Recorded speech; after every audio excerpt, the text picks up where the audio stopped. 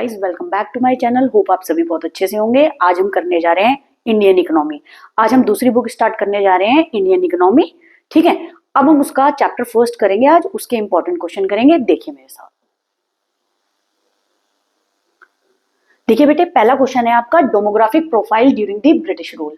अच्छा, demographic profile आपको बहुत अच्छे से करना है। आपको पूरे क्वेश्चंस नहीं करने हैं। ये क्वेश्चन बोर्ड एग्जाम के लिए बहुत इंपॉर्टेंट है। आप इसी को करना। देखो, demographic condition during the British rule showed all features of stagnant and backward economy. एक बात बहुत ध्यान से सुनना बेटा, demographic condition during the British rule showed all feature of stagnant. एक बात याद रखना, जब हमारी इकोनॉमी पे ब्रिटिश रूल कर रहे थे तब हमारी economy backward as well as stagnant कहलाई जा रही थी। और स्टेगनेंट का मतलब क्या होता है? Period of slow growth. ये बात याद रखना, period of slow growth. Okay, stagnant economy is an economy which shows the period of slow growth. तो बोलो डेमोग्राफिक कंडीशन या demographic condition during the British rule showed all features of stagnant and backward economy and they are. अब हम demographic conditions को point wise समझाएंगे। पहला देखिए, birth rate and death rate. Both birth rate and death rate were very high, nearly 48 and 40 पर 1000 respectively. अब एक चीज देखिए, बर्थ रेट कितना था आपके 48 पर 1000 एंड डेथ रेट कितना था 40 per 1000 respectively, which suggest a state of massive poverty in the country। ये बात बोल रहे थे पहले के टाइम में बर्थ रेट और डेथ रेट बहुत ज्यादा हाई था, जो शो कर रहा था what the problem of massive, बहुत एक्सेस लेवल पे poverty in the country. What is poverty? गरीबी रेखा। दैट मीन्स जिन लोगों के पास फूड क्लॉथ शेल्टर भी नहीं है तो वो क्या चीज हो जाएगा? Poverty in the country show करेंगे। दैट मीन्स गरीबी रेखा से भी नीचे होंगे वो लोग। तो बोल रहे हैं बोथ बर्थ रेट और डेथ रेट बहुत ज्यादा हाई था, नियरली 48 पर 1000 बर्थ रेट था और डेथ रेट 40 पर 1000 था, which shows a state of what massive poverty in the country. That means लोग बहुत ज्यादा गरीबी रेखा से भी नीचे थे। ठीक है, अब है हाई इन्फेंट मोर्टिलिटी रेट। ठीक है, इन्फेंट मोर्टिलिटी रेट। अच्छा, व्हाट इज इन्फेंट? सबसे पहले तो इन्फेंट पता होना चाहिए। इन्फेंट होता है जो बच्चा 1 साल की कम उम्र से हो। तो बोल रहे हैं हाई इन्फेंट मोर्टिलिटी रेट। ये बोल रहे हैं death rate of children below the age of 1 year was very high. पहले के टाइम में क्या था? Death rate of children below the age of 1 year बहुत ज्यादा हाई था, जो शो कर रहा था a sign of what? Poor health care associated with extreme poverty. देखिए बेटे, poor health care, medical facilities बहुत कम थी पहले के टाइम में, जिसका मेन कारण क्या था? एक्सट्रीम पॉवर्टी, जिसके कारण से 1 साल का बच्चा ज्यादा टाइम तक नहीं जिंदा रह रहा था, क्योंकि उनको क्या चीज था? उनको न्यूट्रिशन वगैरह नहीं मिल रहा था, तो जिसके कारण death rate of children below the age of 1 year was very high. This shows a sign of what? Poor health care system. ठीक है, मेडिकल फैसिलिटीज भी उस टाइम में इतनी ज्यादा नहीं थी और लोग बहुत ज्यादा गरीब थे, एक्सट्रीम पॉवर्टी। ठीक है, तो हाई इन्फेंट मोर्टिलिटी रेट क्या हो गया? इन्फेंट होता है 1 साल से कम उम्र का बच्चा, तो death rate of children below the age of 1 year बहुत ज्यादा हाई था। That shows a sign of poor health associated with extreme poverty. ठीक है, नेक्स्ट देखिए बेटे, नेक्स्ट है आपका लो लाइफ एक्सपेक्टेंसी। देखिए, पहले के टाइम में average life of a person was as low as 32 years. मुझे आप बता सकते हैं कि पहले के टाइम में average life of a person 32 years क्यों थी? इसका मेन कारण क्या है? क्योंकि एक तो लोगों के अंदर अवेयरनेस नहीं थी। ठीक है, अगर वो इल हो रहे थे तो उनके अंदर जागरूकता ही नहीं थी, अवेयरनेस ही नहीं थी, मेडिकल फैसिलिटीज उस टाइम में ज्यादा नहीं थी, तो बोल रहे थे while presently it is 69 years. लेकिन आज के टाइम में, ठीक है, बिकॉज ऑफ मेडिकल फैसिलिटीज, अब लोगों के पास बहुत ज्यादा मेडिकल फैसिलिटीज है, हॉस्पिटल्स है, नंबर ऑफ डॉक्टर्स हैं, तो ये बात बोल रहे हैं अब life expectancy, average life expectancy आज के टाइम में कितनी है? 69। लेकिन एवरेज लाइफ पहले के टाइम में कितनी थी? 32 ईयर्स। ठीक है, low life expectancy reflects lack of health care facilities as well as lack of awareness, जो मैंने अभी आपको बताया। लोगों के पास क्या थी? सुविधा ही नहीं थी हेल्थ केयर फैसिलिटीज की, ज्यादा से ज्यादा हॉस्पिटल्स वगैरह नहीं थे, as well as lack of awareness. लोग अवेयर ही नहीं थे ज्यादा से ज्यादा। अगर कोई इल भी पड़ रहा था तो वो अपनी बीमारियों को ऐसे ही टालते रहते थे। तो ये बात बोल रहे हैं लैक ऑफ अवेयरनेस था, और क्या था? Lack of health care facilities, hospitals वगैरह की कमी थी। ठीक है, low literacy rate. Low literacy rate में क्या चीज आएगा? रेफरिंग टू दोज, अच्छा हु इज लिटरेट, जो पढ़े लिखे होते हैं, इलिटरेट जो पढ़े लिखे नहीं होते हैं।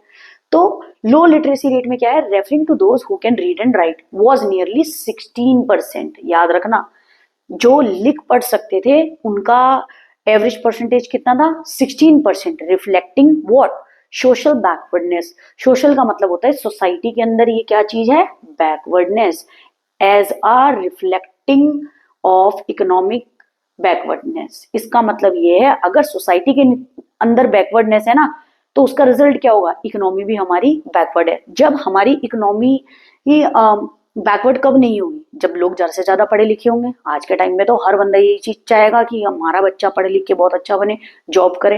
लेकिन पहले के टाइम में क्या था, लो लिटरेसी रेट था। जो पर्सन लिख सकता था और पढ़ सकता था वो सिर्फ उनका परसेंटेज कितना था बेटा, ये याद रखना, 16%, जो शो करता था सोशल बैकवर्डनेस, सोसाइटी का में बैकवर्डनेस थी। ठीक है, पढ़े लिखे लोग ही नहीं थे, ज्यादा से ज्यादा किस पे डिपेंड थे लोग, फार्मिंग में ही पहले के टाइम में, जिसके कारण सोसाइटी बैकवर्ड होगी तो एज अ रिजल्ट हमारी इकोनॉमी भी क्या रहेगी, बैकवर्ड। ठीक है, और फीमेल लिटरेसी रेट तो और ज्यादा वर्स्ट था, फीमेल लिटरेसी रेट और ज्यादा वर्स्ट था, दैट इज 7%। ठीक है, याद रखना, फीमेल लिटरेसी रेट और ज्यादा कम था, that is 7%, which shows what, gender bias in the society. याद रखना, जेंडर बायसनेस थी। अच्छा, जेंडर बायसनेस क्या होता है बेटे, आप लोग मुझे कमेंट बॉक्स में बताना जेंडर बायसनेस क्या होता है। यानी भेदभाव करना बिटवीन मेल और फीमेल। सिर्फ मेल लिटरेसी रेट देखो टुगेदर क्या था, 16%, जिसमें से 7% किसका था, फीमेल। सिर्फ 7% जो फीमेल थी उनको क्या मिलता था, लिखना और पढ़ना।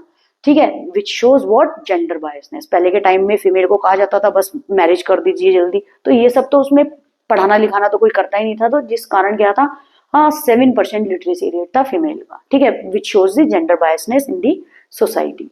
ठीक है, आगे देखिए बेटे, आगे है आपका डेमोग्राफिक ट्रांजिशन। ये बहुत इंपॉर्टेंट पॉइंट है, ये अलग से भी आपसे पूछ सकते हैं डेमोग्राफिक ट्रांजिशन क्या होता है। देखिए, in the history of demographic transaction, देखो ट्रांजिशन का मतलब होता है, ट्रांजिशन का मतलब है चेंजेस। ठीक है, तो ये बात बोल रहे हैं जैसे जैसे ईयर पास होते चले जा रहे हैं तो आपकी इकोनॉमी के अंदर क्या चेंजेस आए हैं। तो डेमोग्राफिक ट्रांजिशन को क्या कहा जाता है, 1921, बेटा ये बात ये जरूर याद रखना, 1921 को कहा जाता है year of great divide. Year of great divide का मतलब क्या होता है, size of population kept fluctuating. Size of population kept on fluctuating का मतलब होता है कभी कम कभी ज्यादा, फ्लक्चुएटिंग का मतलब होता है कभी इंक्रीज और decrease, increase in one way and decrease in another, कभी बढ़ रही है कभी घट रही है। Thus population in India recorded as consistent rise, consistent rise. लेकिन पॉपुलेशन इंडिया के अंदर क्या रिकॉर्ड कर रही थी, लगातार consistent rise, which result in excessive burden of maintenance of investment, जिसके कारण हमारी इकोनॉमी पे बर्डन था इन्वेस्टमेंट को मेंटेन करने के लिए। ये बात याद रखना, डेमोग्राफिक ट्रांजिशन में बोला जाता है 1921 को ईयर ऑफ ग्रेट डिवाइड, जिसके अंदर population kept on fluctuating. Fluctuating का मतलब कभी इंक्रीज और कभी डिक्रीज। ठीक है, 10 पॉपुलेशन ने क्या बोल रहे हैं, population in India recorded what, consistent, लगातार राइज, हमारी इंडिया की पॉपुलेशन लगातार राइज होती चली गई, जिसके कारण क्या है, विच result in excessive burden of maintenance investment. Producer क्या करता है, इन्वेस्ट करता है। ठीक है, पॉपुलेशन ज्यादा बढ़ेगी तो गुड्स एंड सर्विसेज भी ज्यादा बनाने पड़ेंगे। तो क्या चीज है, ज्यादा लगातार पॉपुलेशन बढ़ने से हमारी इकोनॉमी पे बर्डन हो गया कि इन्वेस्टमेंट कहां से करें, कि ताकि हम तभी तो गुड्स एंड सर्विसेज बनाएगा प्रोड्यूसर। क्योंकि पहले के टाइम में ज्यादा से ज्यादा जनता क्या थी, बिलो पॉवर्टी लाइन, गरीबी थी, ज्यादा से ज्यादा लोग एग्रीकल्चर में थे। ठीक है, तो इसलिए बात बोल रहे हैं पॉपुलेशन जो कंसिस्टेंट राइज हो रही है वो हमारी इकोनॉमी पे एक बर्डन है, क्या मेंटेन करने का, मेंटेनेंस ऑफ इन्वेस्टमेंट। ठीक है, आगे देखिए बेटा,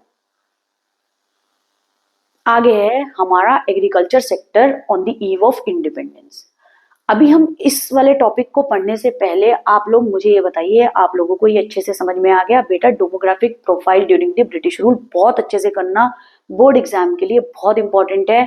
मैंने बहुत इजी लैंग्वेज में लिखा हुआ है, नोट्स भी एकदम समझ में आ जाएंगे, आप चाहो तो इनका स्क्रीनशॉट भी ले लेना, अच्छी तरीके से कर लेना इनको। ठीक है, देखिए अब आगे हमारा है agriculture sector on the eve of independence. आपका ईव का मतलब होता है टाइम पीरियड। ठीक है, तो ये बात पूछ रहे हैं आपसे, भाई एग्रीकल्चर सेक्टर बता दो at the time period of independence. ठीक है, ड्यूरिंग द ब्रिटिश रूल, जब ब्रिटिश रूल कर रहा था हमारे इंडिया पे, तो India's economy was very large rural and agriculture in character, ठीक है। There was stagnation in the agriculture, ये बात बोल रहे थे हमारे जब ब्रिटिश रूल कर रहा था हमारे इंडिया की इकोनॉमी बहुत ज्यादा लार्ज थी और ज्यादा से ज्यादा रूरल एरिया के लोग किस पे डिपेंडेंट थे, एग्रीकल्चर पे।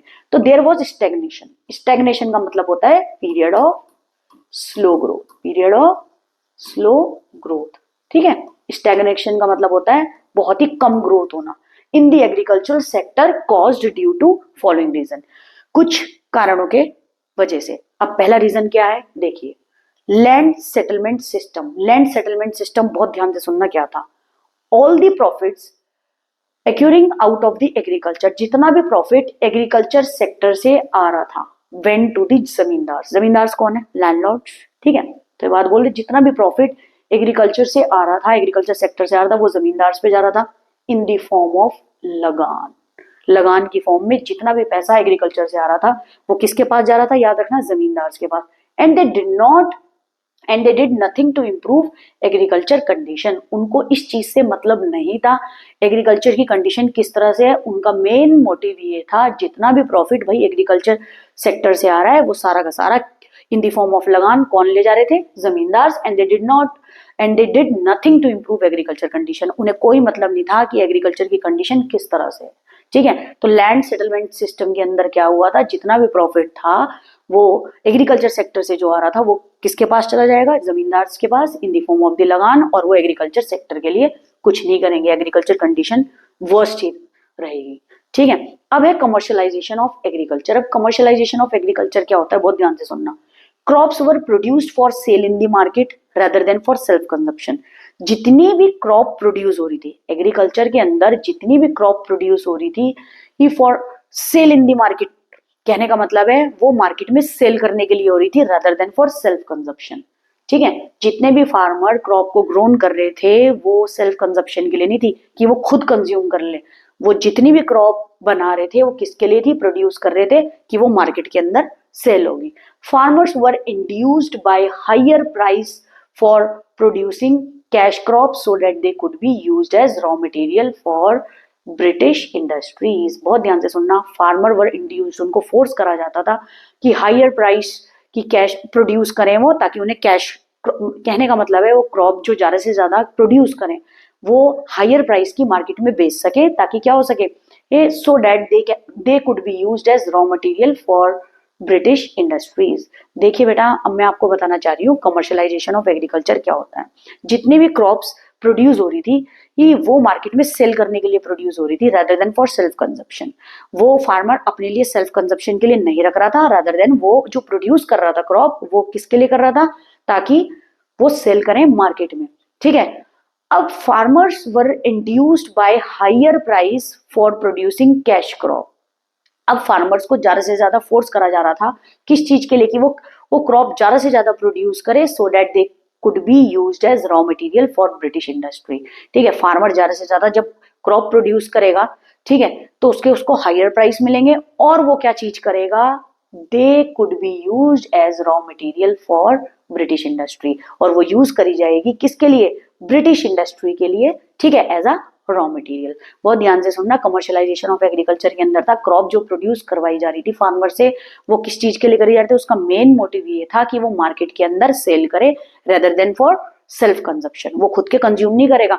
फार्मर्स को फोर्स करा जाता था कि वो अपनी क्रॉप को वो ज्यादा प्राइस में भी बेच दे ताकि वो यूज कर सके कौन, British industries as a raw material आगे गुड्स एंड सर्विसेज बनाने के लिए, और वही ब्रिटिशर्स हमारी ही इंडिया के अंदर वही प्रोडक्ट आगे बना करके फिनिश्ड गुड्स बेच रहे थे। That is known as commercialisation of agriculture. आगे देखें, आगे है आपका लो लेवल ऑफ प्रोडक्टिविटी। देखिए low level of technology, productivity बहुत ज्यादा लो क्यों थी, क्योंकि टेक्नोलॉजी बहुत कम थी। टेक्नोलॉजी का मतलब होता है मशीन्स वगैरह बहुत बिल्कुल लो लेवल की थी, ठीक है। लैक ऑफ इरिगेशन फैसिलिटीज, यानी इरिगेशन का मतलब क्या होता है, पानी, ड्रॉट पड़ जाना, आप देख भी रहे होंगे, ठीक है। इरिगेशन फैसिलिटीज बहुत कम थी।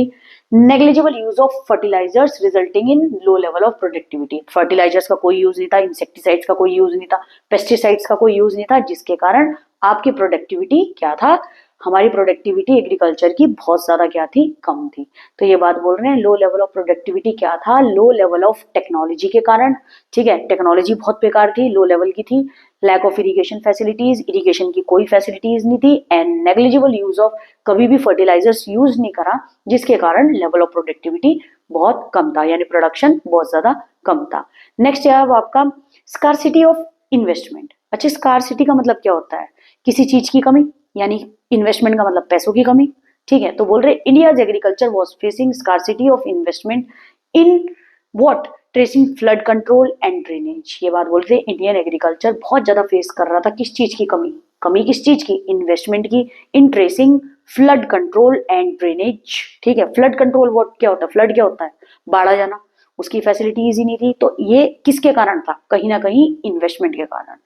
ठीक है, ड्रेनेज आपको पता है क्या चीज होता है। ठीक है, तो ये बात बोल रहे हैं इंडियाज एग्रीकल्चर बहुत फेस कर रहा था what, scarcity of investment, that means investment की कमी थी।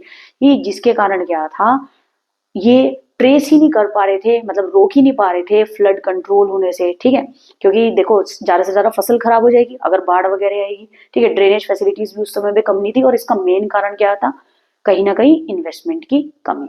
ठीक है, आगे देखें, आगे हैं वॉज देयर, नेक्स्ट क्वेश्चन है ये आपका, अच्छे से करना इसको भी। Was there any was there any positive impact of British rule in India. ठीक है, was there any positive impact of British rule in India. ठीक है, देखिए ध्यान से, was there any positive impact. अब ये बात बोल रहे हैं ब्रिटिश ने जो रूल किया था इंडिया पे, क्या उसके कुछ पॉजिटिव इम्पैक्ट है हमारे इंडिया पे। तो आप क्या बोलेंगे, British rule has also had some positive effect on the Indian economy. These are, देखो ब्रिटिश की वजह से क्या क्या पॉजिटिव इफेक्ट आए हैं हमारे, इम्पैक्ट आए हमारे इंडिया पे। सबसे पहला है आपका better means of transportation, transportation आपका बहुत अच्छा हो गया, यानी development of roads and railways provided cheap and rapid transport system and opened up new opportunities of economic and social growth. देखिए बेटे, जब रोड्स ज्यादा से ज्यादा बन गई, जो बच्चे पढ़ लिख नहीं सकते थे अब रोड्स के थ्रू तो जा सकते हैं ना। हाँ, रेलवे बनने से क्या चीज हो गया, आप इंपोर्ट एक्सपोर्ट कर सकते थे। ठीक है, तो ये बात बोल रहे थे provided cheap and rapid transport system, provided cheap मतलब सस्ता ट्रांसपोर्ट सिस्टम था, जिसके कारण क्या हो गया, न्यू चैलेंजेस, न्यू अपॉर्चुनिटीज खुल गई, किसके लिए, हमारी इकोनॉमी ग्रोथ के लिए और सोसाइटी की ग्रोथ के लिए। सोसाइटी का ग्रोथ कैसा होगा, जब लोग ज्यादा से ज्यादा पढ़े लिखे होंगे, तो रोड्स बनने से, रेलवे बनने से एक जगह से दूसरी जगह वो इजिली जा सकते हैं। ठीक है, तो इसलिए इकोनॉमी और सोशल ग्रोथ किसकी वजह से हुई, development of transportation such as roads and railways. ठीक है, नेक्स्ट है self sufficiency in food grains production. अब ध्यान से सुनो, commercialisation of agriculture made by the British government. ये बात बोल रहे हैं जो commercialisation of agriculture British government ने बनाया है, that result in what, self sufficiency in food grain production. ये बात बोल रहे हैं इसके कारण क्या हुआ, जो कमर्शलाइजेशन ऑफ एग्रीकल्चर आपका ब्रिटिश गवर्नमेंट ने बनाया, इसके कारण फूड ग्रेन का प्रोडक्शन खुद के लिए सेल्फ सफिशिएंट हो गया, मतलब इतना फूड ग्रेन का प्रोडक्शन हो गया। हाँ, तो ये किस चीज में, फार्मर्स के लिए तो ये अच्छा हो गया, क्योंकि क्या है, सेल्फ सफिशिएंसी, अब खुद के लिए अनाज है उनके पास।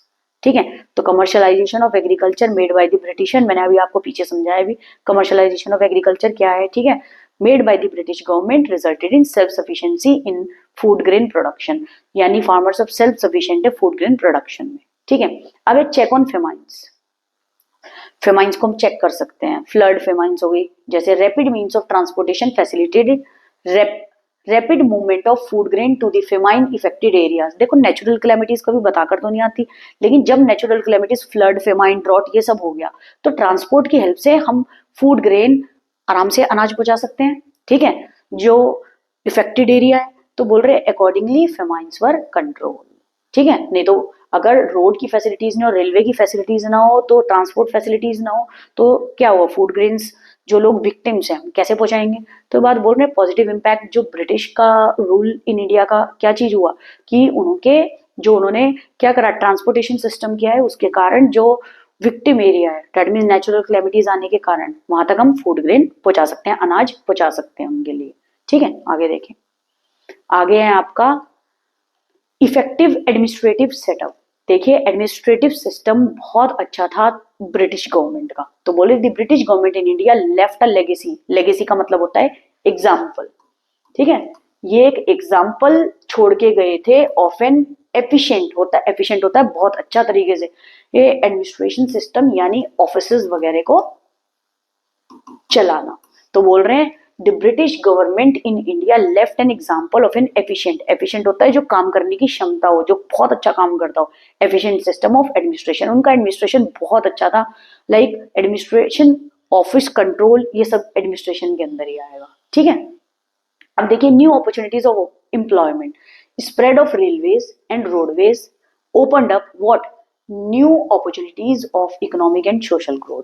देखिए न्यू अपॉर्चुनिटीज ऑफ एम्प्लॉयमेंट में क्या हो गया, जैसे रेलवेज और रोडवेज बनी तो क्या चीज हो गया, न्यू अपॉर्चुनिटीज ऑफ इकोनॉमिक और सोशल ग्रोथ हो गई, क्योंकि लोग रेलवे की हेल्प से ज्यादा एक जगह से दूसरी जगह मूव करके जॉब भी सर्च कर सकते हैं और ज्यादा से ज्यादा पढ़ाई लिखाई भी कर सकते हैं, जिससे सोसाइटी की क्या होगी, ग्रोथ और इकोनॉमी का डेवलपमेंट। तो रेलवे और रोडवेज ने भी ज्यादा से ज्यादा न्यू अपॉर्चुनिटीज खोल दी थी लोगों के लिए, जिससे हमारी इकोनॉमी और सोसाइटी की ग्रोथ में बहुत हेल्प हुई, ठीक है। आई होप आपको ये समझ में आया हो। अगर आपको ये वीडियो अच्छी लगी हो तो ज़्यादा से ज़्यादा लोग मेरे चैनल को सब्सक्राइब करें और हमारे साथ इसी तरह बने रहें ताकि हम नेक्स्ट वीडियो और अच्छी ला सकें, ठीक है। And please do subscribe my channel. Thank you.